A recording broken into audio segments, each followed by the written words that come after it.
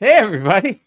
A little bit of a different intro there, but Paul Fontaine alongside Jeff Hawkins here Pay on no the. attention to that countdown behind the curtain. No, that was something else. You didn't see that. Um, yeah, Paul Fontaine, Jeff Hawkins, Dynamite Show here on Fight Game Media YouTube channel, and if you're listening on Thursday morning on the Fight Game Media free audio feed, I want to thank you all for joining us. And Jeff, we had a great lineup for Dynamite tonight. That when we finished our show last week, and when Dynamite went off the air, which is the show that the majority of people watch, I don't believe there's anything announced for this show other than Excalibur very quickly said, with about 10 seconds left in the show, that Bryan Danielson was going to be on the show next week in Everett. That was it. That was all he said. No matches, no nothing. And then by the time Collision and Rampage were over on Saturday, we had pretty much a full card. So they announced, like, they built a bunch of stuff, and they had a full card here, and it looked really good on paper. But you made the comment when we were just talking off air that they had a good card, but they didn't build to it. And I would say they did build to it, but the problem is nobody saw it. The problem is they need to. If I was going to make a comparison to other wrestling or wrestling of yore, if you wanted to do this, it would be like if Worldwide Wrestling and Mid-Atlantic Championship Wrestling existed in the same they existed in the same plane. They were two different syndicated shows, but they never booked for each other because Right. different shows would be on different channels and different times and in different markets and stuff. The problem with AEW is they need to build Dynamite for the next week's Dynamite, Yes. as opposed to building Dynamite for Collision and Collision for Dynamite. Like, there's no problem setting up matches on Dynamite for Collision, but you still have to. Your main focus should be building for the next week and building for the pay-per-view. Yes. Yeah, and on Rampage and Collision, you could build stuff for the following week, but I wouldn't use Dynamite or Collision to build stuff for Rampage right now because nobody watches those shows. It's the most it's possibly the most infuriating aspect of AEW for me is that Tony thinks we watch all three programs. You brought up Mid-Atlantic and all that. I'll go like right now. This would be like if WWE was using NXT to build up matches on Raw and SmackDown. Yes. But what's actually happening is Raw. I mean, everyone jokes about the fact that, like Cody's a SmackDown guy, he could show up on Raw and blah blah blah. But there is a brand split, and they do have angles and storylines and wrestlers that are exclusive to shows. So when you watch Raw, when Raw's over, you know what's on next week on Raw. Yes, when NXT's over, you know what's on next week's NXT. And same thing with SmackDown. There's no reason they couldn't do that here, and they used to do it. I don't know why they don't do it anymore. Well, not only that, but I mean, you remember when WWE used to not have a split roster stuff, it would drive you nuts because it would just be like, okay, they're building this stuff for SmackDown, and nobody cared about the SmackDown stuff. Or Heat. Yeah, but they'd still book for the next Raw. It wouldn't be. But then by the time SmackDown would come, Vince would have changed his mind, and then the match none of it would have made sense. No, and then people stopped watching. Or the week, the match they set up on Raw for next week's Raw didn't even happen because they changed. Yeah, I mean it's not perfect either, but I feel like they've lost their way a little bit. I actually do think they should just split the roster hard and just do it that way. Yeah, but the problem there is, I mean, what people that are against that will tell you is, well, then you're basically just being banished to a show nobody watches. But they gotta do something. That would also be true of Rampage and Ring of Honor. Yeah.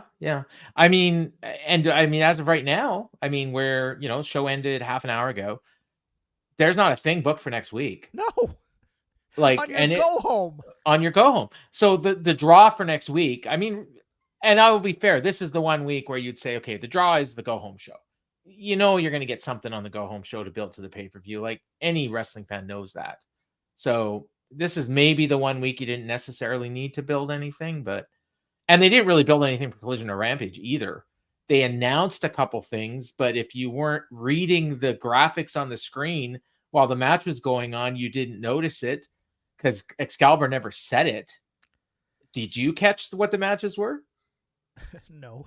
Yeah, I mean, they did announce 4 matches for Saturday, but they put them on graphics on the screen and they didn't allude to them because they were talking about something else.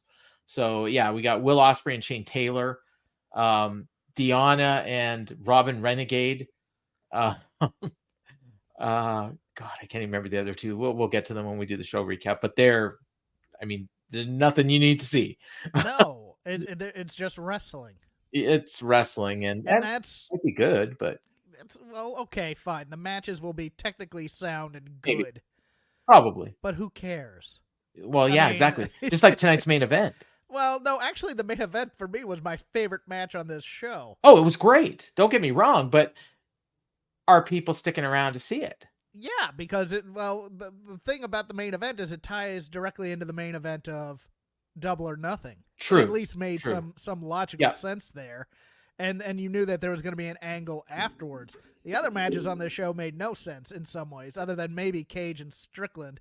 Although there's a lot about that match that they were telling us on commentary that doesn't exist in real life. Let's put it that way. The opener, they tried to have it make sense, but I'm not sure that it did. No, it did not, because it's like we have a character we haven't seen in 3 years on this show, and they never really gave a good excuse as to why he was on there. You know what they said, and I guess I can say it now. What they said was, he showed up 5 years ago to wrestle Jon Moxley, and he's here now. And he's not a roster member, but if things go well, he might be in the future. Yeah. So basically what they're telling you is he's not good enough to be an AEW. Well, it's just like, they could have done a lot more explaining as to who Jeff Cobb was. Let's put it that way. But, they assume we all know. Yeah, and that's... Compared to again, we're doing a lot of compared to the last month, this was a great show. Compared to the last month. Okay. Compared to the last month. Yeah. You know what? I will say I have an overall point of view of this show that I'll get to after we talk about the news, and then I'll start with it. When this show started, though, I will say that it felt like they were going at a breakneck pace, and then it just ground to a halt when Malachi Black came out, and then they went back to your regular scheduled program. Okay, but you're allowed to have that. You're allowed to have that point of view. I did not. I had a point of view where they were just doing a lot of stuff. Okay. But we did want to talk about something else. WBD had their upfronts today, and it appears that, I don't know if it's official yet, but it's pretty much being reported and everything, that WBD, TNT, TBS have lost the rights to the NBA. Yes. Now, I think they have one more season on that contract, if I'm not mistaken. But what this means for AEW is a question, and I've seen both sides of it. If WBD isn't spending money on the NBA, they got all this money that they can pay for AEW. The flip side of that is, if they don't have the NBA, nobody's watching the station. They're not getting carriage fees, and they may just completely cut back on original program. And I'm not sure which side of that fence I fall on, but I know you have some thoughts. I fall on the side that they're going to eliminate. Look, David Zaslav is now infamous for cutting costs. And that was what he was brought in to do when Discovery took over WBD. I think, and my opinion is this: I think he's going to eventually rebrand TNT and TBS to something like they used to be. Like they've done a few different types of these rebrands, even with the NBA and stuff. Like TNT was drama and TBS was comedy. Yep. Other, we know movies, I believe was a TNT phrase at one time. And the thing is, the live programming on AEW that they broadcast, it's somewhat expensive, somewhat pricey to run live television, and they get I wouldn't say they get better ratings necessarily, but they get good ratings just running things like Star Wars movies and The Accountant, and I guess they have Harry Potter now on these channels and stuff like that. Sitcoms and the How I Met Your Mothers and whatnot over there. I could see WBD basically, for lack of a better term, lowballing AEW, and maybe even offering them true TV as opposed to even being on TNT or TBS. Not that they don't appreciate the ratings, but it's one of those things where it's like, does the extra 150,000 that they get over, say, a rerun of a movie in the Warner Brothers catalog justify the costs? Everyone always talks about and where they place on the charts, and and they do really well on the charts. They're always like top 5, usually top 3. But what people don't talk about is look at those charts and look at what else is on. Like, there's nothing on cable right now other than repeats and reality shows and Vanderpump crap. Vanderpump crap. Like, it's not like if you go back 10 years and you look and you see like USA Network and TNT and TBS, they all had these original dramas and original series and everything. And now, like, there's nothing. So AEW, like, and actually the other thing to look at is, as good as AEW ratings are, they're not that high above the station average. And I think for TNT, they might be below it because the NBA obviously drives up the station average. But you put AEW on True TV, or, even if they go off of WBD and some other network takes them, their ratings might There is not another network that will take this programming of the level of TNT and TBS.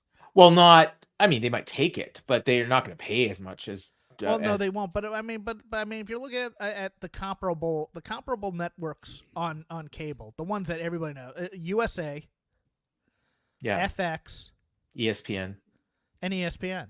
Yeah, and FX won't take it because Fox doesn't want pro wrestling in any form for the most part.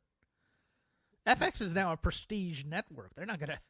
Yeah. USA is in bed with WWE. Vice. I mean, they're way low down. Vice is like in the 300s. Right, but I mean, that's a brand that would take them. But that'd be like True TV. Oh, sure. Yeah, USA, TV, but I mean, True TV gets great. I mean, Impractical Jokers kills it in the ratings. Honestly, I could see USA making a bid for it, and WWE would probably be just fine with that because it would get them off their back about not allowing competitors on the station or whatever, and they'd probably get killed. Like, let's say they put, USA decides, hey, we'll take Dynamite, we'll put it on Wednesdays. I mean, it just depends what they're gonna. I mean, if they're going. I mean, look, they're gonna have hockey.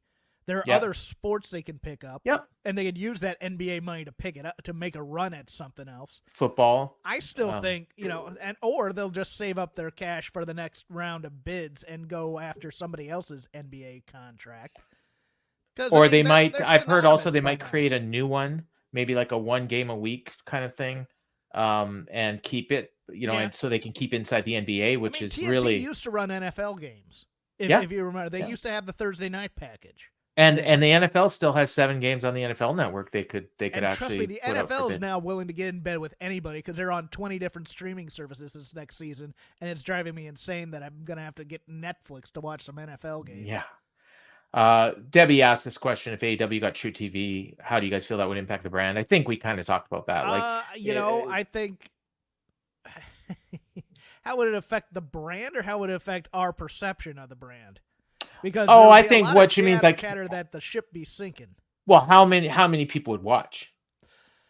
About 2/3, maybe half. Yeah, that's what I'm thinking too. I don't really know what's on True, but it just feels to me like it's a lot lower than TNT and TBS. It is, yeah. but on my tier of channels, it's right there because they group all the Turner channels together for me. But yeah, no, it would feel it's kind of the same as like when SmackDown went from Fox to Fox Sports 1. Yeah.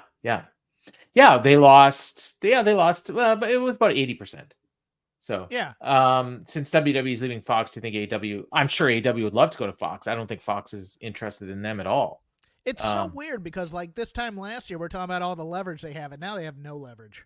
They should have signed the deal. I think they were probably playing hardball to get more money for the pay-per-views. Was there a deal on the table to be had, or was that just a rumor? Hard to say. Okay. My gut says that they were negotiating over the pay-per-view in the archives, and Tony overvalued it.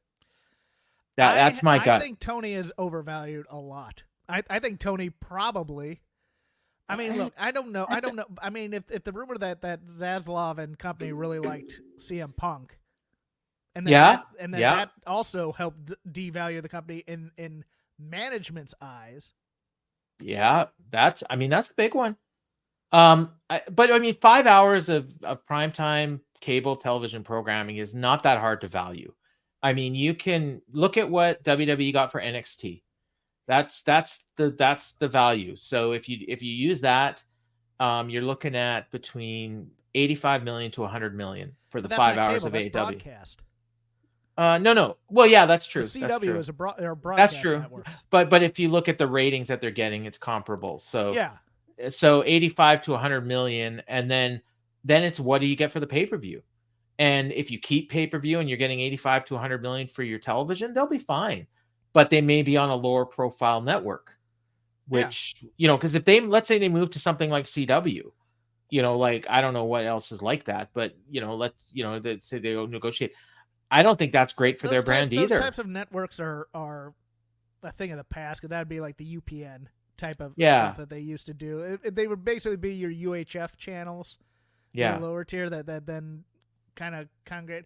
But I could see WBD going, hey, you know what? You could be the star of the True TV network. Yep, and we'll put you on Max. Yeah, and we'll put you on Max. Yeah, and Max, I mean, along with the second season of Velma or something. That might be the future, honestly. I mean, UFC is on ESPN Plus, and they're also on the main networks and the ESPN2, and like they vary what TV stations are on. But everybody I know watches it on ESPN Plus. So like I think like as we get more into this and people get more used to streaming and everything like that, like being on Max isn't necessarily a bad thing. And it might be valuable to WBD to have wrestling fans that are conditioned to go to Max every week. I'll give you one more, and this would be out of left field if Tony decides to walk away. Amazon Prime. Ooh, that's a good one. And they're getting more prestige. I mean, their NFL package killed it this year. I hate to break it, but we have a super chat, and if you people want to donate super chat, we get to your question right away. Money. Doesn't matter what we're talking about, we're going right to your question. So you give us money, we'll answer your question. Yes.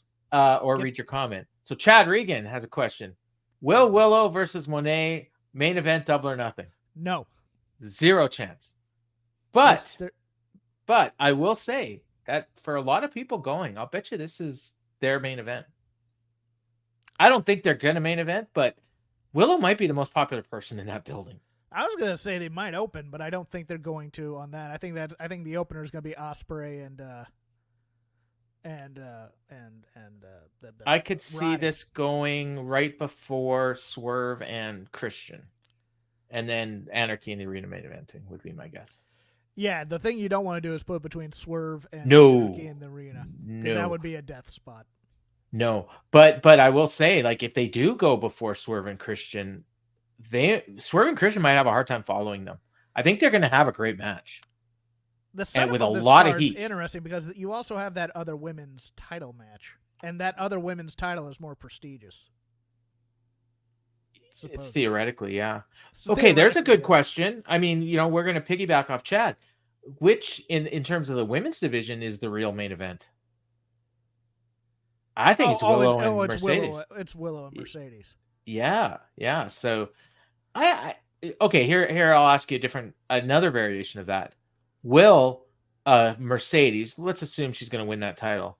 Will Mercedes Moné main event an AEW pay-per-view as TBS champion?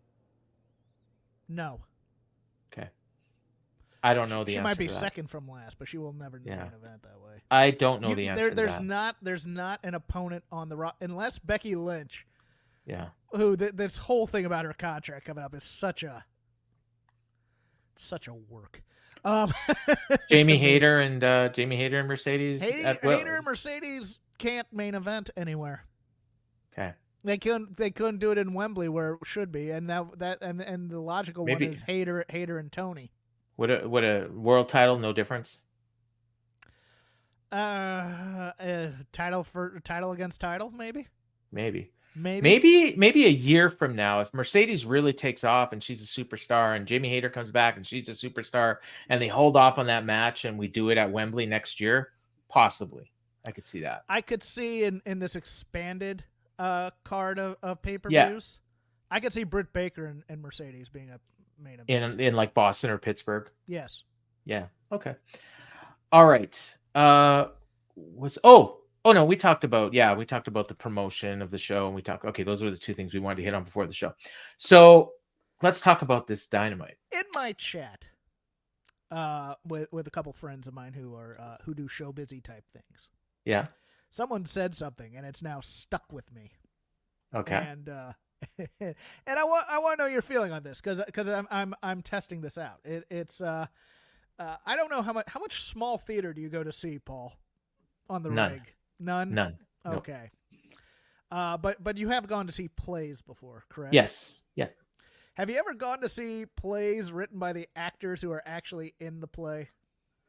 I don't think so. Okay, because that's how AEW was compared to me tonight, and I'm thinking because in a negative way. They're plays written by the actors who are in them. Everybody, all these 50-50 matches are very equivalent to every actor's kind of a co-star. Every actor gets a nice monologue to let them shine. It's kind of a and it becomes a mess because there are no real stars and co-stars. It's kind of everybody's equal, and we got to give everybody a little bit of equal time type of a thing. That's an interesting way to look at it. I'm still processing it, but it sounded good at the time. Let me see if I can get back to quote here. Everyone is lead character. All dialogue is just dueling monologues. Everyone has to have equal stage time, and it sucks. Well, I wouldn't go so far as to say it sucks. I like this show a lot more than I've liked a lot of the recent shows. I liked the end a lot. I did. Yeah. It's just I was maybe I'm being a bit persnickety about the every other segment. But what's funny? What's funny is when to the point of the ending when we didn't know anybody, like when we kind of knew the Elite was going to be one side of Anarchy in the Arena, and then when we got the 4 people that were going to be in, we had long discussions in our Discord about why this team didn't make sense and blah, blah, blah. And I think we even said it last week. We had our pillars 4 in there. We thought having the pillars and having 2 on each side possibly, or even, whatever. Well, just having Darby on the team makes all the sense in the world. Yeah. And if MJF was ready and could come back, I would say him on the team would make sense. Not, I mean, in some ways it wouldn't, but Sammy, would make a lot of sense. And Orange Cassidy. I mean, Sammy being on the heel side would make a lot of sense too. Yeah. I mean, I've seen people suggest him in the Elite, but we got our teams, as we'll find out later. Yes. But we started out, and honestly, the way we started, I was 100% convinced Jon Moxley was going to be the 4th member of the team. Like I had zero doubt. Just based on a lot of things. Okay. Because after this match, I was convinced Claudio was going to be the 4th guy. I thought Claudio was going to turn on them. Or when he grabbed turn. I thought when he grabbed that whatever that was, that pipe or whatever. Yeah. I seriously thought he was turning on them. I had an inkling of that too for a second. Yeah, and it might still be coming. I'm starring that one, Debbie. We'll come back to it later. Go through that match. Yeah. I didn't write down much. It was a good match. Cobb and Fletcher, Kyle Fletcher and Jeff Cobb. And if you've been paying any attention to AEW programming, you knew who was taking the fall here. You had no idea who Jeff Cobb was. Well, that too, but you also knew who was losing this fall. Yes. If you have an ROH title in this company, you're doomed. So Jon Moxley comes out and he gets attacked by Jeff Cobb and Kyle Fletcher before the bell. And I'm like, where's Danielson? And his music hits. And then I'm like, so he can't make a save till his music hits. But to be fair, as soon as the music started, he hauled ass and got out there. And they had a fun brawl. They went all over the place. They were out the ring. As you said, everybody got their time to shine. And eventually, Mox pinned Kyle Fletcher after a Death Rider. They had a countdown clock on the screen telling you when Swerve's match was coming, which they put up there a bunch of times in the first hour. I thought it was kind of funny because these matches have like 20 and 30-minute time limits, and how do they know how long the matches are going to go? But as it turned out, as soon as that 1 second turned down, Swerve was right there. So somebody was on the ball today. But yeah, it was a good match. They played the music for like Danielson's music when he made the save, like before the match, and they were brawling for like, I don't know, 3 minutes with the music playing. That was kind of cool, like your New Jack thing. And sneak preview for Anarchy in the Arena, because that's usually what happens, right? They do like, I'm always in the building, but it's like that first one they did Wild Thing for a number of times, as I recall. And then what was it last time? No, it was because there was one time when they just kept going over and over and over again, and then finally, I think it was the Bucks super kicked the band or something, and they stopped playing. That was another year. Yeah, so hopefully we get that again, and it'll probably be Wild Thing again. I would think that song kind of makes sense. Moxley's not in it. Oh, that's right. Yeah, maybe it'll be Danielson's song. I don't know. FTR's music would be kind of cool. It'll be Tarzan Boy. Oh God. Or that stupid Succession thing. I don't know. I liked everybody. I like everybody in this match. To me, I'm watching it and going, I'm watching all this hard hitting offense, and it's doing nothing to anybody in this match. This is a pure. This is true.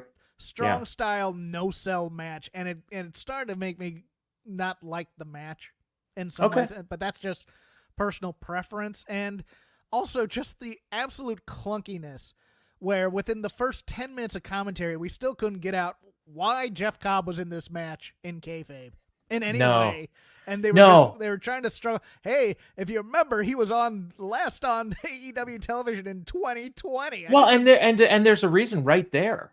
Kyle Fletcher and Jeff Cobb were teammates in United Empire. Yes. They never once mentioned it. No, they should have started with that. Kyle Fletcher has borrowed Jeff Cobb from New Japan and United Empire, and this was made through Don Callis, who was on commentary. And they kept talking about this ongoing feud with the Blackpool Combat Club and the Callis family. And I'm like, what? Oh, and by the way, earmark that comment right there, Paul, because there was a lot of they're telling us stories that they're not telling us on TV tonight, and I was starting to get gaslit by a few of them. Yeah, I think especially during the Christian Swerve and the Swerve Cage match, and they were telling stories, and I'm like, they did not tell that story at all. What are they talking about? Yeah, it was very bizarre, but yeah. So Callis family attacked after the match, and Claudio made the save with a crowbar, and yeah, he was standing behind Moxley and Danielson holding that crowbar and looked ominous. A bit. Yeah. Hopefully they don't break up, because I like that team. Then, like I said, they went right into a Swerve Strickland video package. And I got to say, the first 30 seconds of this package were so great. He looked like the biggest star in the world. He's on all these different talk shows, and he's talking about AEW and how it's the where the best wrestle. But something about the way he said it, actually, I believed it. Which most of the time when they say it, I just roll my eyes. But AEW sent some people out to do some PR this week, which was good. Yeah. Brian Cage was on a network, which Danielson, okay, cool. I think. Yeah. So it was really good, and then it just kind of morphed into a recap of the feud with Christian, and they showed highlights from Collision of Swerve just mowing through the Mogul Embassy, like Khan and we've seen the last of those Gates of Agony dudes. If you want to see those guys, you got to sign up for Honor Club, because you're not going to be seeing them again unless they're jobbing to FTR on a Collision somewhere. It was a really good video package, I thought. And then they come back and Adam Copeland's music hits, and like I didn't know he was coming out, and that's why I was saying like the pace. It was just boom, boom, boom, boom. Like, did this first hour go commercial free, or at least first half hour or something? I don't think so. Okay, I could be wrong, but I'm trying to look. No, there was a commercial. There was a commercial in that opener, I think. Okay, never mind. Yeah. Sorry. So Copeland comes out, and immediately he was attacked by Buddy Matthews and Brody King. And Black comes out, and he's got Copeland's title, and he starts doing a promo, and the fans start chanting, "Shut the fuck up." And he looks at them and he says, "You're going to really like this." And I thought that was kind of the way he delivered that was good. And he told Buddy Matthews to take his wedding ring. So he took Adam Copeland's wedding ring off, and Black looks at it, puts it in his pocket. And then Kyle O'Reilly runs down and make the save. And that poor dude got beat the hell up and dumped out of the ring like garbage. Enjoy. That was something. And then they set up, looked like they were setting Copeland up for a concerto in the corner, but then they just didn't do it. And they left, and he didn't answer Copeland's challenge, which, if you didn't watch Collision, and they didn't really do a great job of telling you here, Copeland challenged him to a barbed wire steel cage match at the pay-per-view. And someone speculated that this is the way that Malachi can lose without getting pinned. Yeah, I don't know, but I didn't think they had escaped the cage. They probably will add it on the weekend or during the match. And during the match, no, yeah. This is Malachi Black doing his community theater stuff where he's doing the lore and stuff. There's a lot of monologuing tonight, so and this wasn't even the first. I mean, this wasn't even the last we see of Malachi and his monologuing. So no, he had another segment coming up where he would answer the challenge. They showed highlights from Saturday. The Resurgence show, NJPW. There are more AEW stars in that show than there was on Collision. True. And they had a Jack Perry promo, and I guess Eddie Kingston got injured during the match, and I think it was a legit injury. It was something in the finish, and then his leg hit the table, I believe. Yeah, and then they did an attack afterwards, and basically the Bucks and Perry are taking credit for putting Kingston out. And Jack Perry says, "You paid for getting into bed with fakes who pretend to represent what AEW is about." I'm going to say, like, Jack Perry is doing a better job of making sense of this main event than any of the 8 guys in it. Like, I agree. Yeah, like, I'm not saying he's the world's greatest promo, but he's the best promo of these 8 too right now. Yeah. Well, I really like Okada. He's improved. I really like Okada. Okay. That's another story. But the rest of them, they're almost like, well, he's found something in the character where he's actually confident, and he doesn't feel like he has an emotional connection to the speech, which is a problem I had all night tonight with a lot of people who were saying a lot of words, but there was no real connection between the players with the words to the other person. You know what I'm saying?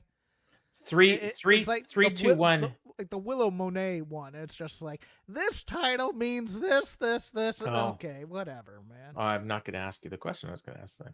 Okay, go ahead. I thought she had the best promo on the show. Really? But yeah. And I will also. I think she eventually got there, but it was. We'll get to that one, but my thoughts on that segment might surprise you. Oh.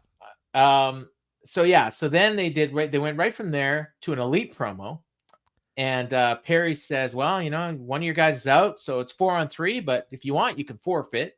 And Nick says, "We took out Tony Khan, we took out Kenny Omega, we took out Eddie Kingston. We can take out some more of you if you want."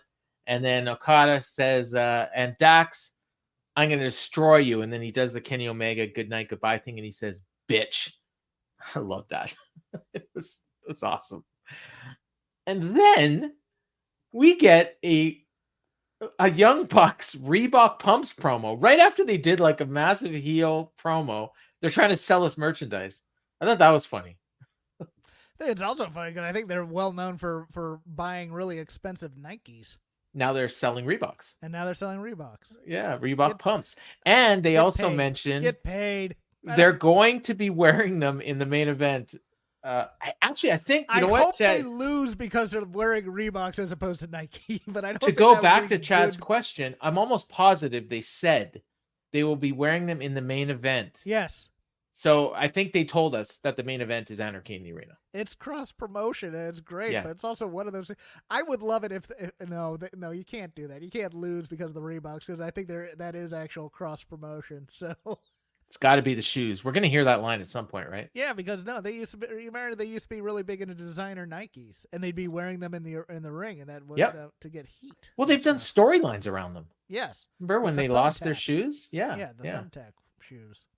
And then we get an FTR promo. So we're just like hard sell on this main event for Double or Nothing, which is great. They refuse to acknowledge the Bucks as EVPs. You're just Matt and Nick to us. And then Cash said, "We've got a fourth."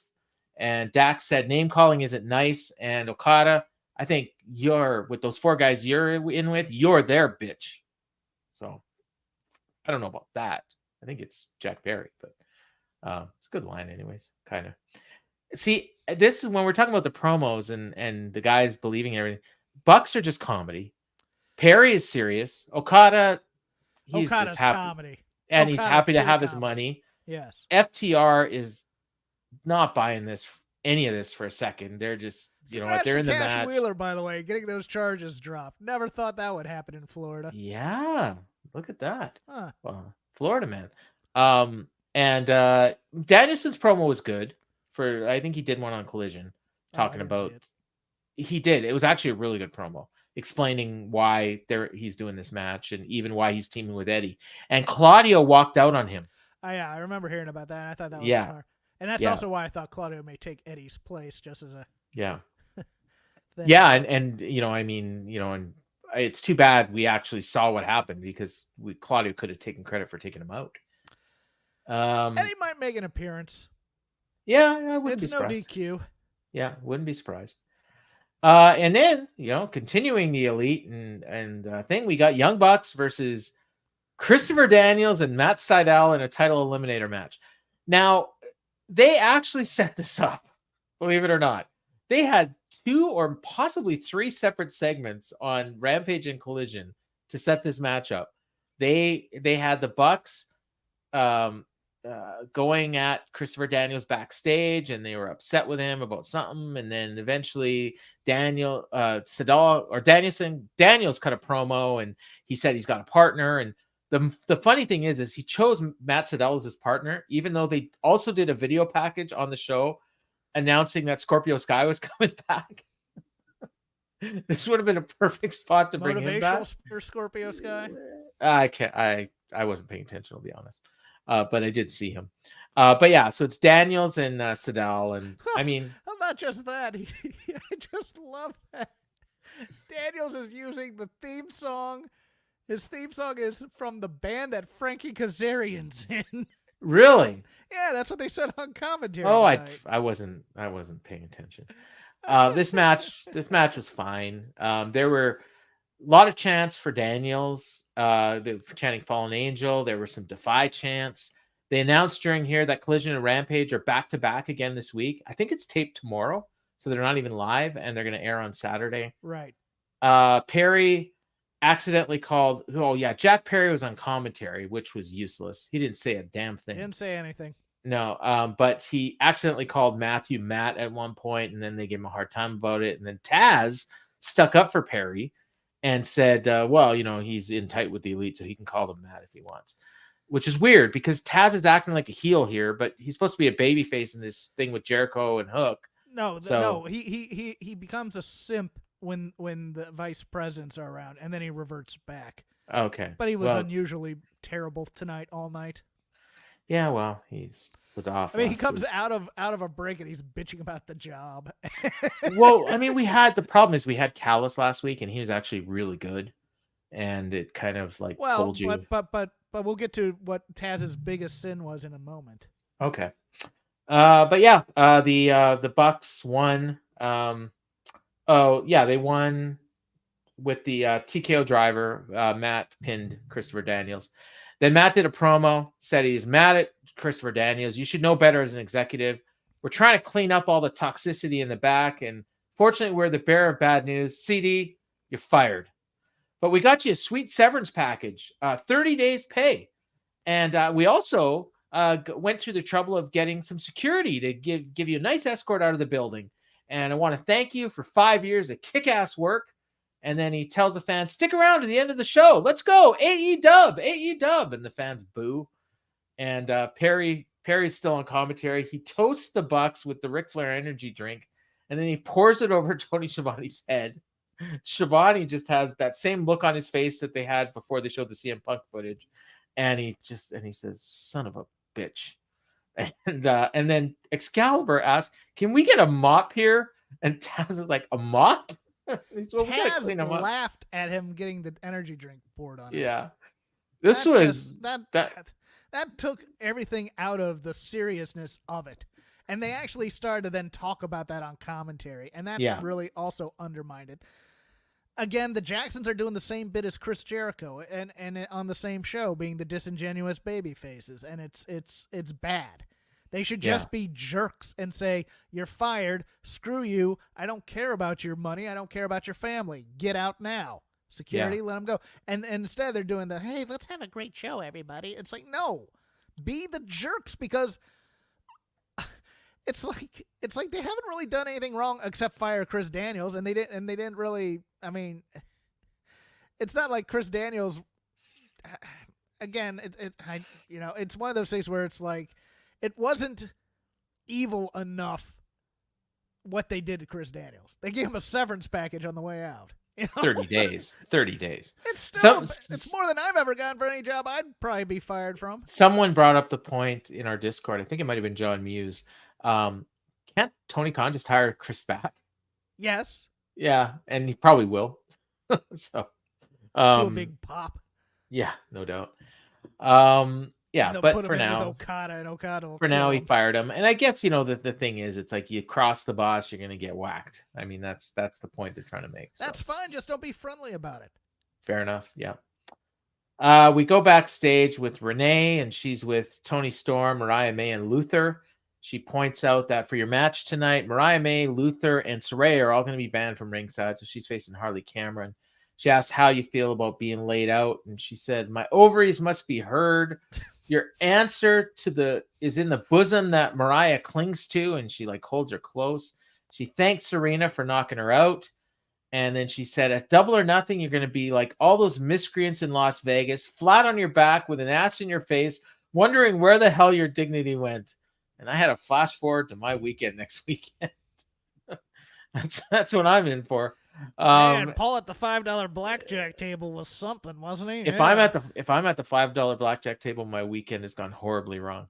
I was saying, I'll see you at the $5 black. Yeah. I start at the 25, and I either work my way up or down. We'll see how it's going. I'll have a pair of headphones. I'll be at the bubble craps. All right. I might be playing 1-2 no limit at the MGM. And then she closes off by saying, "Everything's coming up: tits, chin, and shoe." And then she hugged Mariah very lovingly to close that. So they're actually being subtle about it. There's a love triangle here, and Tony is jealous of Mina Shirakawa. About it. Shut up. For AEW? No, okay. You didn't say that. You said they're being subtle. Oh, okay. Dean's going to be there with me too, and yeah, we're playing $25 hands. He's shown me he's got some good places for me to go. Come to Vegas, everybody, next week. Yes. All right. Malachi Black promo. He's got Adam Copeland's ring. He accepts the challenge, but he says, "If I win, Adam Copeland, you're going to have to bend a knee to the House of Black." So I guess he's going to propose. I don't know. God. But what happens if he loses? Copeland just gets the ring back? Probably. Okay. I think this means we're getting a Beth Phoenix cameo. Possibly. I think Copeland's losing this belt. Although, and goes on the trail to the dark side. Maybe. I mean, it's been said elsewhere, but it has to be said again. He quit the Judgment Day to not do spooky stuff. That was the word. I don't know. I'm not sure if I believe that. I believe it. Okay. Because he had already done a bunch of Brood cosplay for WrestleMania. I think that's what he wanted. I think he left because they wouldn't do the hokey pokey stuff. Oh, okay. Like I don't know. You might be right on that one too. Yeah. So now that I think about it, because as soon as he left, they changed. Yes. So I don't know. But I mean, also as soon as he left, that's when Vince left, and then everything changed. So next we got Hook versus someone. I didn't get his name. I think maybe his name was the Lone Wolf, but I'm not positive. No, his last name was Wolf, I think. Okay. I think it was like Sebastian Wolf or something like that. Okay. I was doing the entrance skipping, and I missed the intro, and I didn't care enough to go back. Enhancement talent, I believe. Hook won very quickly with the red rum. And when the match started, they had the thing up on the screen, and there was only 7 minutes left until Swerve's promo. So it's a good thing Hook got rid of this guy quick. Because if that match had gone 10 minutes, what are they doing? But just put a big flashing sign that says it's fake. There you go. But we didn't just, we Hook says he grabs a mic and he says, "What I really came out here for is because I wanted to call out Jericho." So Jericho comes out with Big Bill. Jericho talks about how much he loves being on Dynamite, and Hook said, "I don't want to share the spotlight. I want to challenge you to an FTW match tonight." Jericho asks if people want to see it. They all cheer. He says, "Well, this isn't a fighting moment; it's a teaching moment. Hook, worlds don't revolve around you. Be less selfish like me." And the fans chant, "Please retire." And then he says, "Yeah, I should retire because when I retire, I'm going into every Hall of Fame in the world." He said, "But right now, we're here to entertain everyone, me and the big Redwood." And he says, "Hook, when you lose a title, you got to work your way back up again. So on Saturday, you and a few others are going to have a qualification match. And if you win again, you'll have a chance to face me for the world championship." And so he's calling his FTW belt the world title. He also, at some point in here, showed the nameplate on his belt, and he was very proud of that. He put a sticker on the belt. Yes, he did. And Hook says, "You know what else sounds good?" And he hits him with the mic. And I think he busted him open hard way. Because Jericho's bleeding from the head, and he looked like he was bleeding pretty bad. He did. Sebastian Wolf. Thank you, Debbie. I said Sebastian Wolf, didn't I? Oh, did you? Okay. Sorry, my bad. Thank you, Jeff. You're welcome. That's not my point. Did somebody tell Hook tonight is your night where we're going to work on your promos live in front of an audience? I don't know. Because by the time we got through the second one, I was very frustrated that somebody didn't come up and say, "Why are we not protecting this Hook character?" Because the Hook character in its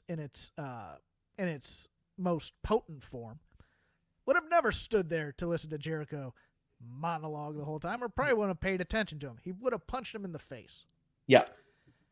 And that's what was needed here. And he waited until Jericho was done before hitting him. And he goes, "Wait my turn," or whatever. And then he ended up getting beat down. I didn't point that out. Yeah.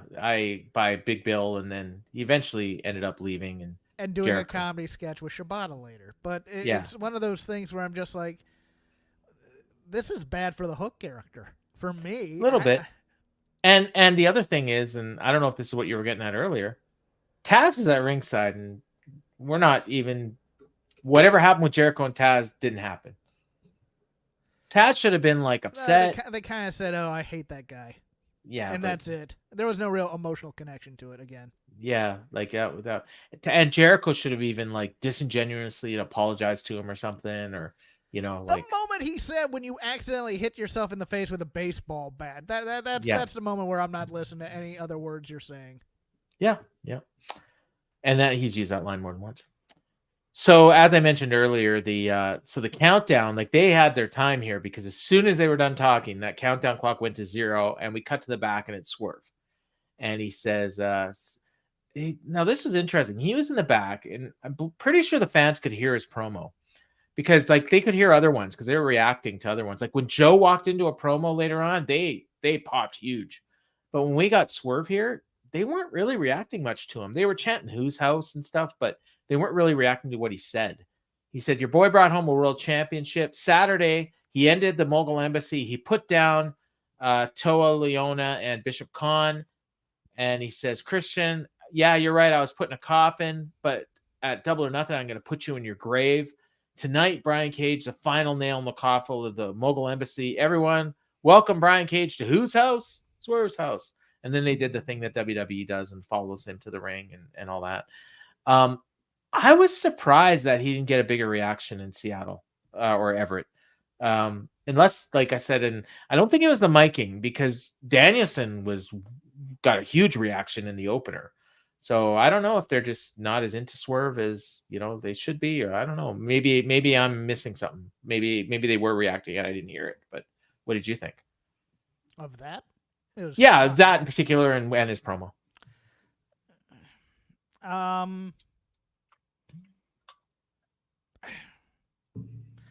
I don't know. It's one of those things where I'm kind of uncomfortable with the framing of they're doing promos a lot like WWE, where we're leading it to the sing along catchphrase and then going out. But that's what got him over, so I'll go with it.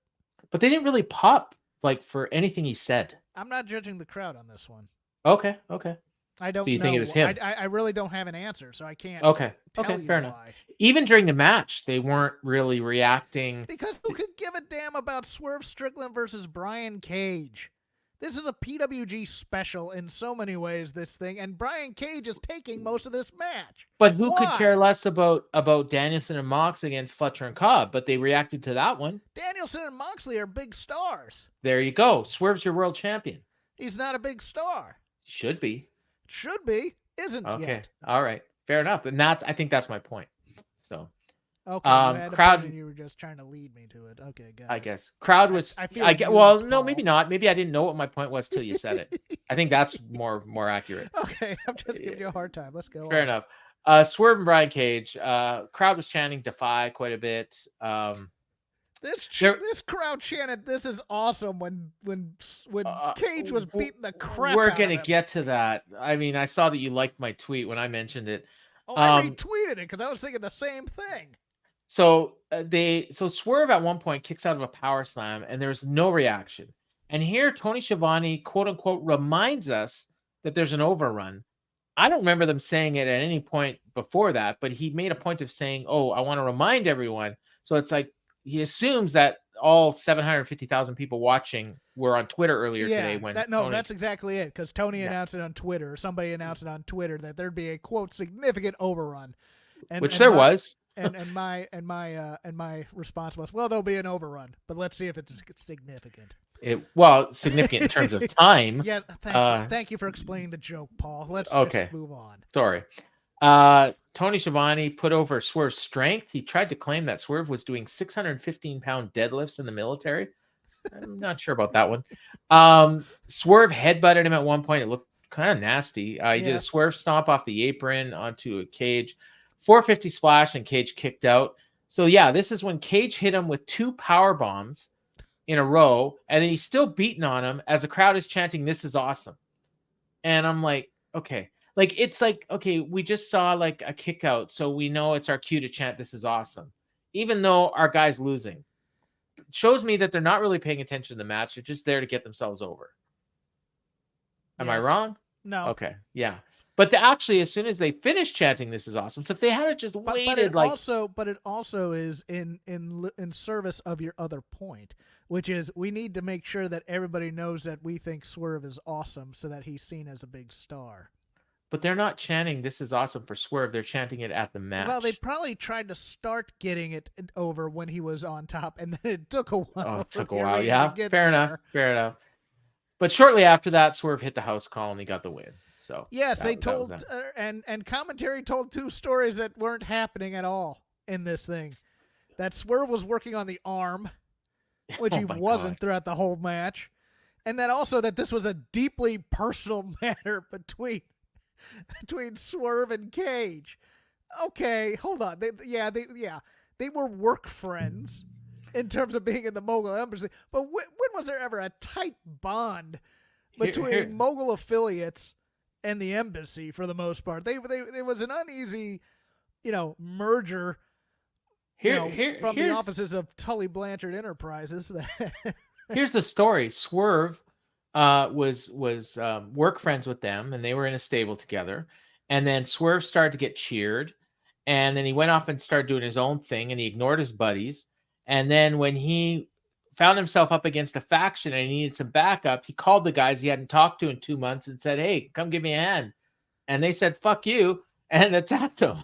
Well, we'll get to another story that they said they were telling, but they didn't tell, I don't think, when we get to the Christian stuff. But let's get to the Christian stuff. Well, Christian comes out. So after the match is over, Christian comes out, and he's like face to face. He's on the ramp, and him and Swerve is in the ring. He's all ready to fight. And then Nick Wayne comes from behind and low blows him. And then Killswitch comes down, and they start beating him up. And then I guess Nick Wayne had a family portrait of Swerve. Yes. And he broke it over his head, cut him, and then cut him with the glass. So that's the same thing that Christian did to him back in Seattle. Like no, 6 that's months the same ago. thing that Swerve did to. Or Swerve did to him. Yeah. Yes. Yeah, that's right. Yeah. Man, poetic. So Christian brought that up. He said, you embarrassed my son in his own home, so tonight I'm forced to embarrass you. And he shows the picture, and it's Swerve and his daughter and a woman. And he says, do you think your daughter is proud? Do you think she's proud of her absentee father? And he grabs a picture and he wipes it all over Swerve's face and pulls it back. And the picture's covered in blood. It was a great visual. And he said, tonight I took your blood, and in 2 weeks, I'm going to take your world championship. Like, there's no chance that's happening, but it was a nice promo. Yeah, but still not really about Christian and Swerve. I mean, it was about the props for the most part. Yeah. But then Tony put this button on it, and I went, "What the hell are you talking about, Tony Schiavone?" He goes, "Well, when this feud began, Christian promised to take something from Swerve every week." He did. Did he promise to take? He absolutely did. He took his hair. Well, no. But did he say that? Did he say? Yes, he did. Take some? Oh, did he said every week I'm going to take something else from you until we get. Because I was all ready to be angry about. Oh no! I never heard about any. No, he absolutely said it. Because he said I'm going to take something from you every week. Because he said he took the Mogul Embassy. I said since when? Well, he did on Collision. Okay, fine, but they're not. But he took the hair. I guess he took the Mogul Embassy. Took his family. All right. And then on Sunday he's going to take the belt. So that's a consistent story. Okay. You might have missed it. That's on me then, because I was mad about that. But I will be honest with you, I didn't even hear Tony say that, because I'm starting to tune those dudes out.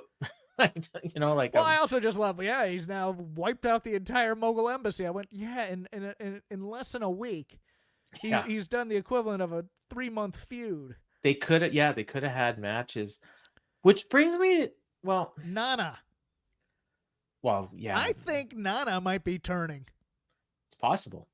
Because I think he's going to show up during this match. It's possible, yeah. Because it's one of those weird things where it's like they sometimes they'll over talk about certain points, and sometimes they won't bring anything up. And they never brought up Nana, did they? Well, and the thing is, Nana was the first guy with the Mogul Embassy, like with Christian Cage and Darby. Like, he's the one that took them from Tully, right? Yeah, but still, it's going to be one of those things where it's like he's going to come out for his triumphant return and possibly screw him. I don't know. We're already going to have a couple of heel turns on this show already. I don't think we need a third. True.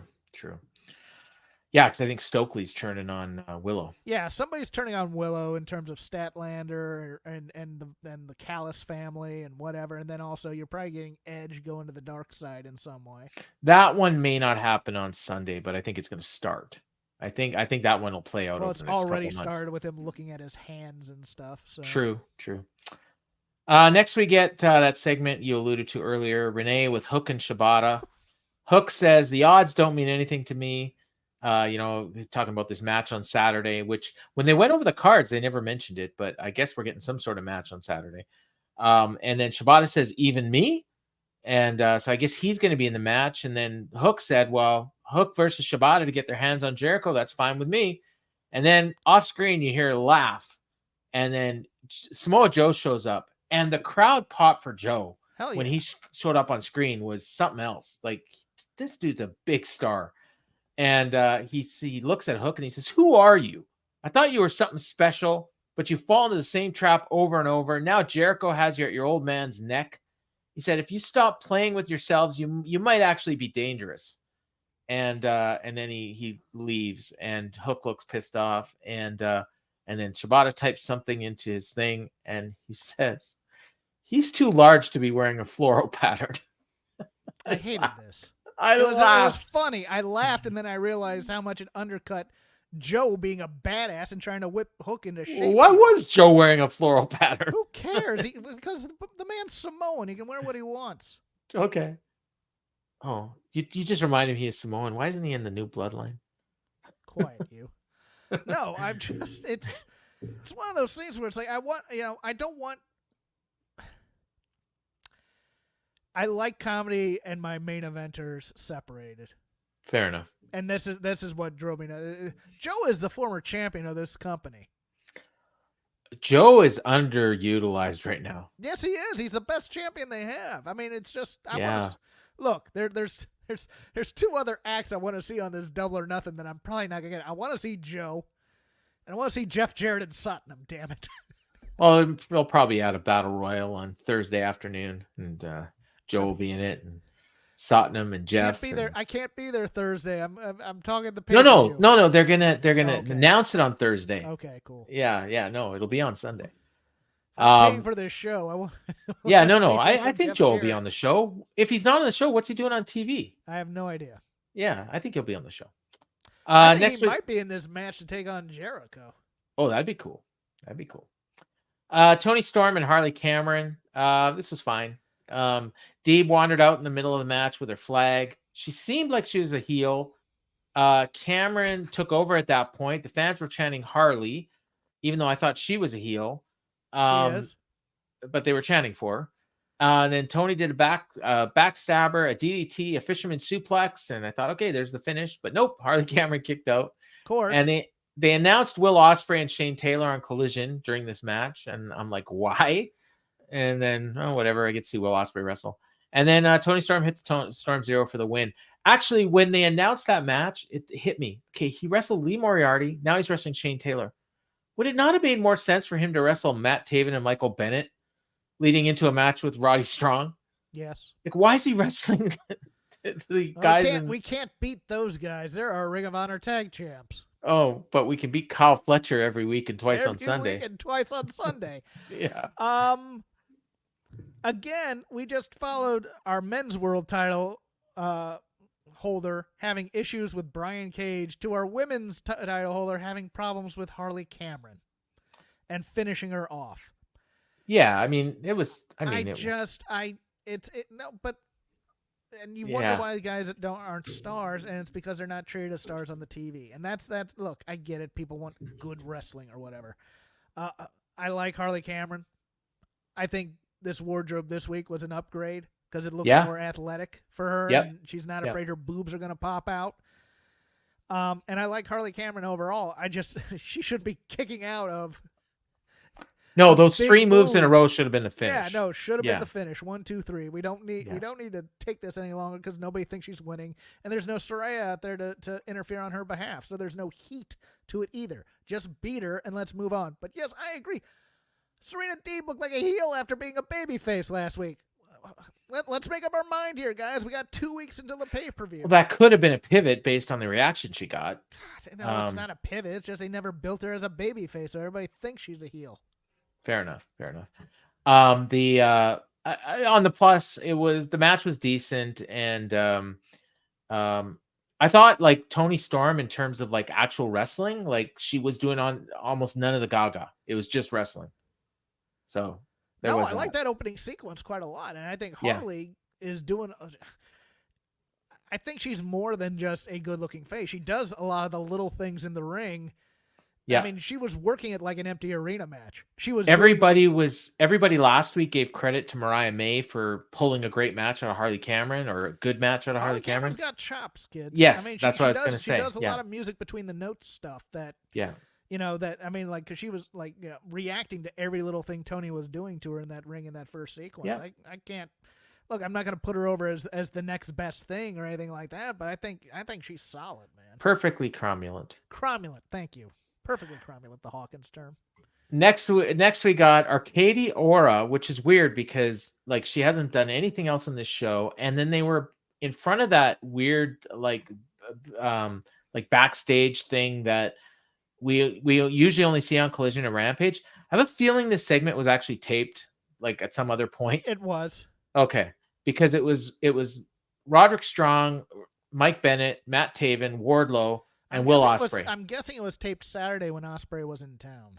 Right, but Ospreay's actually going to be there tomorrow. So it might be that it was Roddy and his crew that isn't going to be there this week. But because Will's there, I don't know if he's there tonight, but he will be there tomorrow. And 4 weeks in, we decided to really hype up that she's our latest addition to our broadcast team. Yes. Well, I mean, they've mentioned it, but I think but they really put this over strong tonight. I think this is the first time Excalibur's ever actually said her name. Possibly. Has she been mostly Collision? Collision, Rampage, and ROH, yeah. Okay, so maybe this is her first appearance on Dynamite, too. It might be. Well, no, she was on Dynamite a few times last week, but they never said her name. That's right. Yeah. Yes. Yeah. So Will says he's got a sour taste in his mouth. He calls them Bellins, I think is the naming word. It was some English word, and they seemed as confused as I was.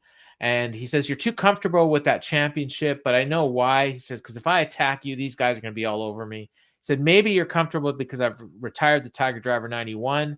You're playing mind games, but you're playing them piss poor. He says, I do not respect you. Your talent is why you're a champ. You never respected me. You always looked down on me. And so I've got no respect for you, bruv. And Roddy says, you're right. I never had respect for you. You're talented, but you're such an idiot out of the ring. Now that you got a missus and a child, you're still acting like a little child. You're always going to be a child. You don't deserve this title.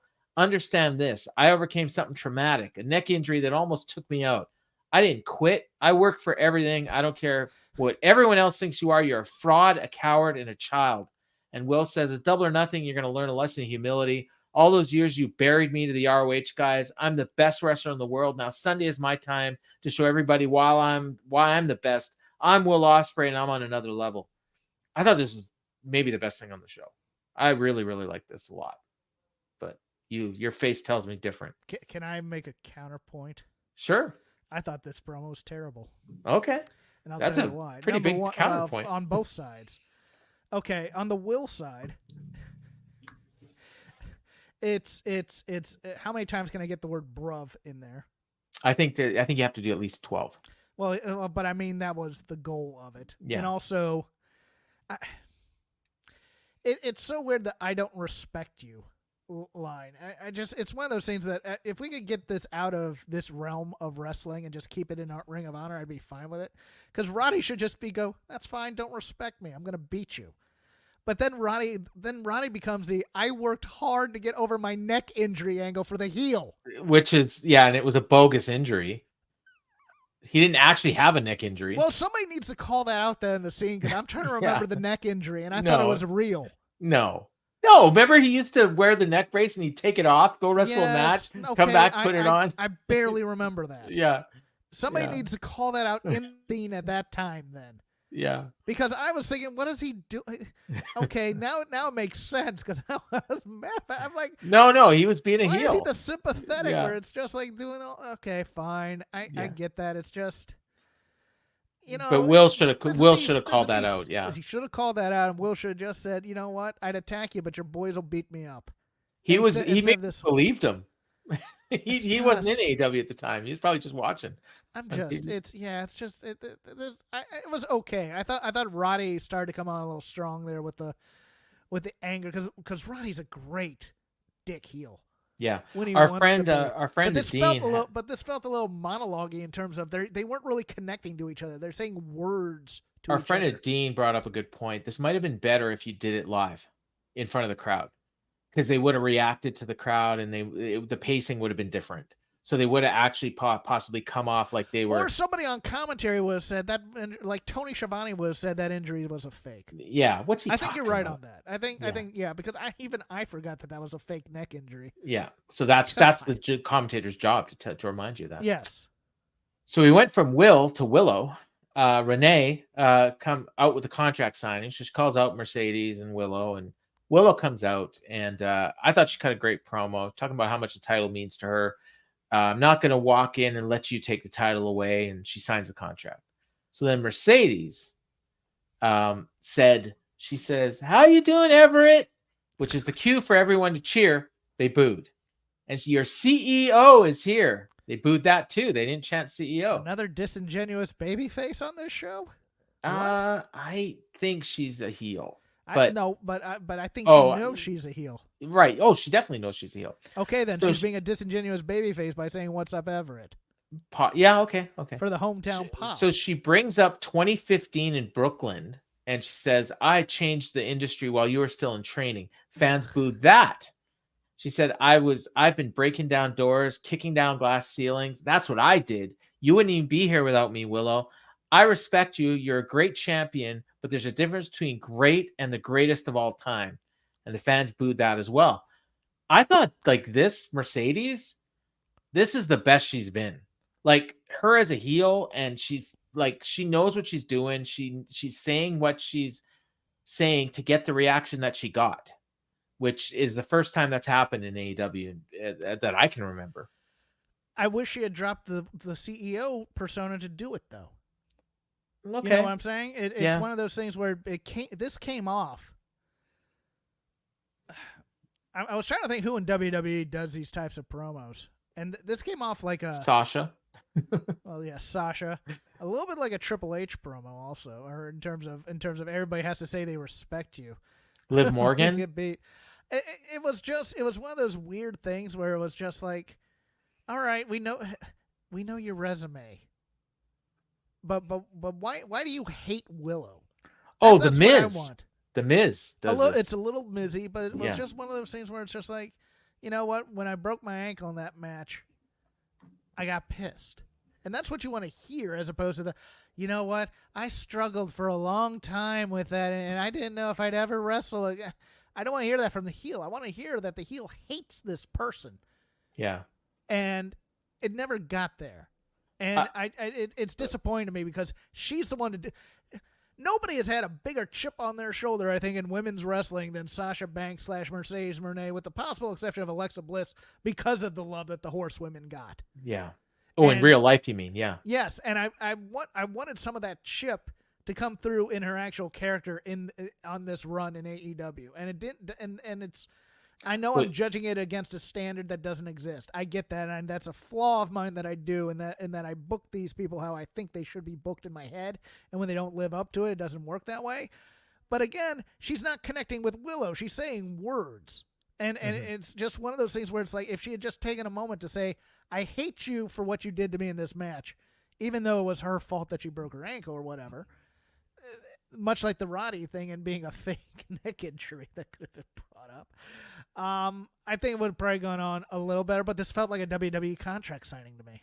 Oh, yeah, no, for sure. But I thought it was good. I didn't think it was bad. You know who does have a chip on her shoulder, though? Is Willow.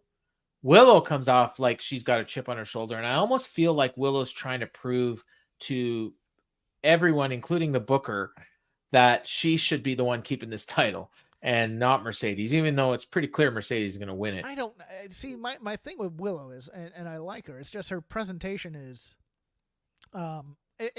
she plays 4 different characters in one segment.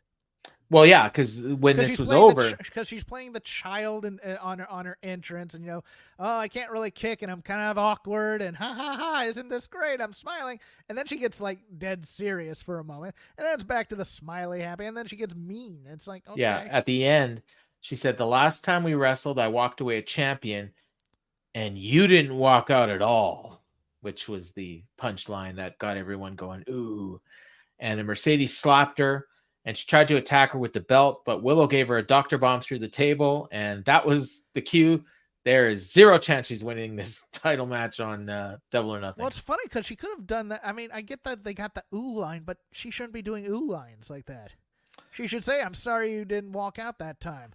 This time you know what's funny? 100%. You're not going to have any excuses or something like that." You know what's funny is I was half paying attention because I was writing notes and I was in the Discord and stuff, and I heard the line about you didn't walk away, or you didn't walk out, and I thought she was talking about walking out of WWE.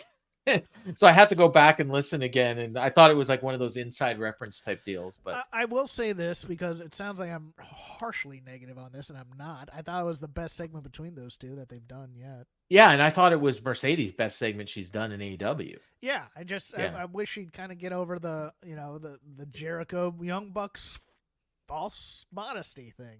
Yeah, well, I guess it's new, but yeah, I didn't even put together that we got 2 other acts on the same show doing it. Well, it's also Big Bill and Okada. Well, no, Okada's not really doing it. Big Bill's definitely doing it. No, Okada's flipping us off, which is great. Yeah, it's awesome. Speaking of Okada, he was in the main event against Dax Harwood, Continental title match. And I guess it's under Continental title rules. I'm wondering why the EVPs couldn't just interfere. They got these ironclad contracts. They can't be fired, right? Well, that would be legitimate heat too, because they say everybody else gets fined and fired for doing it, but we have diplomatic immunity. Get down there and do it. But they didn't, and they just had a match, and it was a good match. I didn't write down a ton. I love this match. It was great. It was an awesome match. It was well worked. There was a lot of. It was such an old school throwback too. I mean, yeah, there was a that's few what like. Dax is gonna do. There's a couple spots that I was like worried. Like Okada did like a draping DDT on the outside, and I thought like Dax, I guess he was just selling really well, but I was worried about him for a few minutes.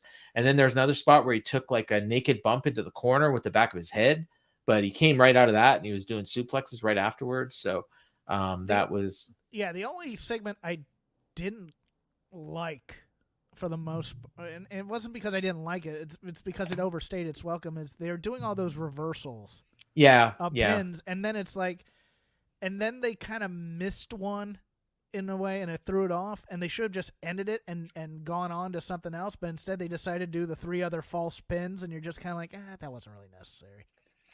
They did announce the matches for Collision and Rampage here. Well, they didn't announce it, but they put up graphics. So it's Will Ospreay and Shane Taylor, Serena Deeb and Anna Jay. That's Collision. That's all they announced. I want to see that match. I'm not gonna lie. That's all they announced, though. Anna Jay's been on a heater lately. I'm here for it. So that's your Collision lineup. 2 hours of Collision. You got 2 matches. And then for Rampage, Deonna Purrazzo. We're going 60-minute Broadway with Anna Jay and Serena Deeb. I'm here for it. Deonna Purrazzo and Robin Renegade on Rampage, and Roosh in action. That's your card. That's it. That's the. Yeah. And then it's somewhere in there, we're getting this, whatever the match Jericho was talking about. My favorite joke is, we're doing Anarchy in the arena. We need people to fight. 4 Rooshes, please. There you go. Yeah. So back to the match. They are promoting, like they even had a graphic up with like one of the people's faces blurred out. So they're promoting a mystery match as the 4th. And I even wrote in my notes, I think it's Mox. And then Dax hit a tombstone. Okada kicked out. He went for Rainmaker. Dax put on the sharpshooter. Okada made the ropes. I did wrote down the match was great, but there was like no heat. Unfortunately, everybody was ahead of it, and that's probably true. And they were waiting for the angle afterwards. Yeah, like I think everyone knew there was an angle coming. I actually thought it might be Daniel Garcia, but they made the right choice here because of where it was and everything. So. Absolutely. Yeah. Okada tried to leave with his belt. Dax rolled him back into the ring, and then while the ref was getting the belt away from Okada, he hit. They said it was a low blow, but it didn't really look like a low blow. Yeah, it did. He kicked him in the balls real quick as he was getting. Oh, did he? Okay. Ropes. I looked like he kicked him in like the arm or something, but I guess it was just because he was like laid out. So yeah, it was hard to see. But yeah, he hit him low blow, and then he hit a Rainmaker, and he got the pin. And immediately, the dumbest face during the pin. Oh, Okada's awesome. It's just this weird dumb grin, and you're like, all right, whatever, man.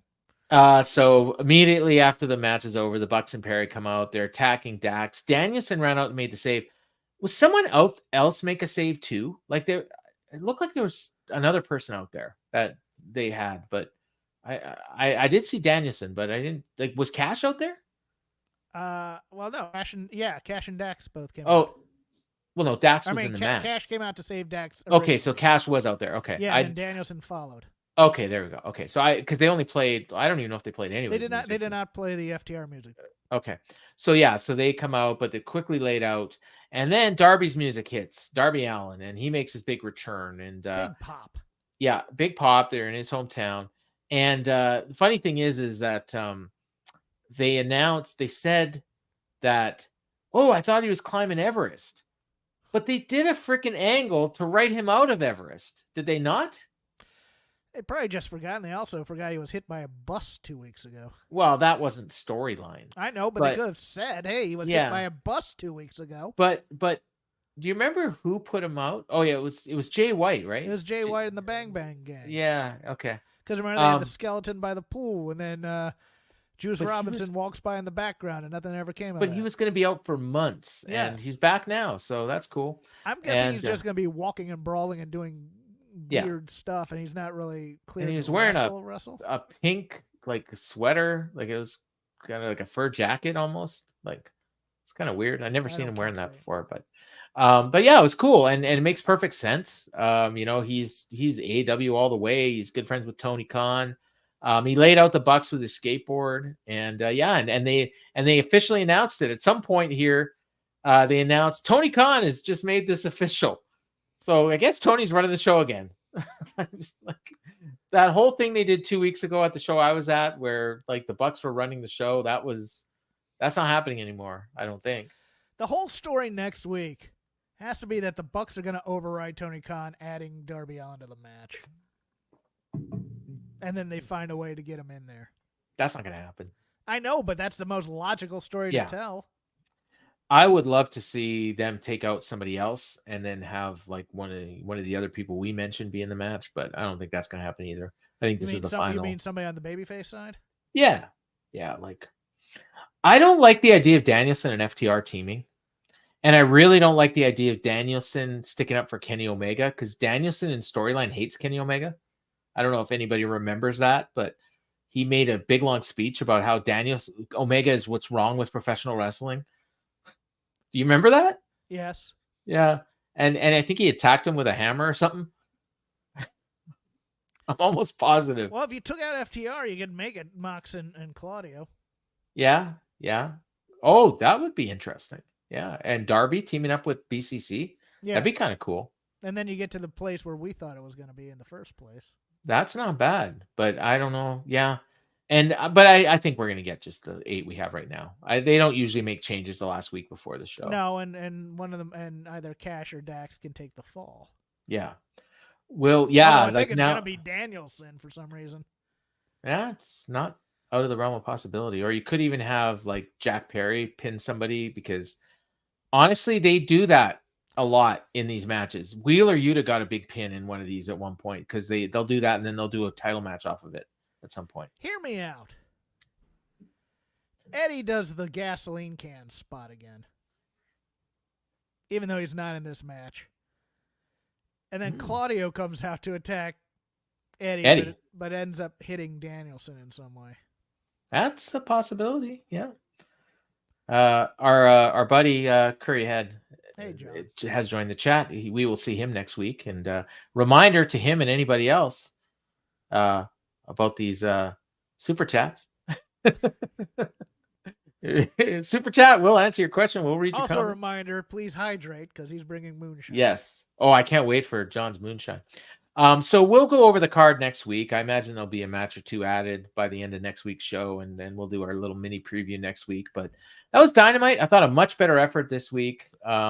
They're very focused. I was happy that it ended strong, because I was so kind of jaundiced on the rest of it. You will often ask the question, you've done this a few times. Have I? Where you'll say, what was the theme of the point of this show was very clear. I mean, there were two things they were building. I mean, there's a few others, but the main things were the this Anarchy in the Arena match. Like, I'd say there's 7 segments dedicated to it on the show. And then the other one would be the Swerve and Christian World Title. And those are the two things you should be building. Yep. And that was good. Yeah. And then they had, other segments devoted to other things. But I would love for them to give Serena Deeb a little bit more going into this match, but I don't see it happening. Nah, she's just a place setter. Unfortunately for her. I think the big match is Mariah. And actually, the big match is probably a 3-way at Forbidden Door, is my guess. And then that'll spill off into with Mina, Harley, or Mina, Mariah, and Toni. And Toni. And then that'll go to Mariah and Toni in a singles match, probably at Wembley, would be my guess. But maybe Hayter's back by then. Well, I think Hayter returns at Wembley. That's my prediction. Okay. But yeah, I love this too. This has got to be Forbidden Door to catch and Moxley. I did see some people thinking this was going to happen at Double or Nothing, and I mean, I'd be cool with that too. But I don't think they've really built that. I think it's way too quick to do it at Double or Nothing. Actually, I take something back I said earlier today when I was talking about BCC and Callis family. Mm-hmm. Moxley was going through the people in the Callis family. Yes. Yeah, like he beat Hobbs. He put Hobbs out, I guess, in storyline. And now, and I think he's probably going to be wrestling Kyle Fletcher on the pay-per-view. But maybe it's going to be Takeshita, because Takeshita did attack him after the match. So we'll see. And he's got a big match with Evil coming up soon too. So yeah, that's it, Jeff. Cool. Yeah. What do you got for us coming up? This week, Chris Novembrino and myself will be doing Shake Them Ropes later this week. Probably talking a little bit of this Vince McMahon lawsuit, some more. Anything else that happens during the week, we'll talk about then. You can follow me at CrapGame13. Bad jokes, arcane references, bitching about Roddy angles because they don't explain the neck injury to me, all that other stuff. I forgot this earlier, so I'm going to bring it up now. Debbie, who has been in the chat, I hope she's still here. She said, I was so happy to see Darby, was shocked. I was too. Seemed like we literally got news. He got hit by the bus, so glad he seems healthy. And I totally agree with that, Debbie. And I think this is the same Debbie that just recently joined the Discord. So she's added a lot to the conversation there. And if any of you want to get in the Fikey Media Discord, just shoot Garrett Gonzalez an email, gg@fikeymedia.com, and you'll get an invite, and you can come join us for some lively discussion. And what's up with on Dynamite? Okay, sorry, I thought he was talking about our show. So did I, and then he explained. Yeah. But every week there's an issue with the audio being live for some reason. I didn't really notice anything this week, so maybe it's fine in Canada. How you're listening to. If you're listening to it on surround sound, there's problems, especially through DirecTV. The New Japan show had really bad audio problems, but not this one for me, anyways. And for me, I will be back. I didn't have a Joy of Wrestling this week, but I will be back next week. I do have a guest lined up, and I just have to confirm with him. But and then I've got my following week's guest already booked up too. So we got 2 shows in a row coming. And I will also be in Las Vegas next week with Jeff and Gigi and others. John will be there with some moonshine. And you can join us. Yeah. For all the fun and festivities. And I think Garrett and I are going to Collision as well. And so Dean will be there. It'll be a great time. Come join us if you can. Until next week, when we'll be doing the Double or Nothing Go Home show. I've been Paul Fontaine. That's been Jeff Hawkins. And this has been the Dynamite Show. Later.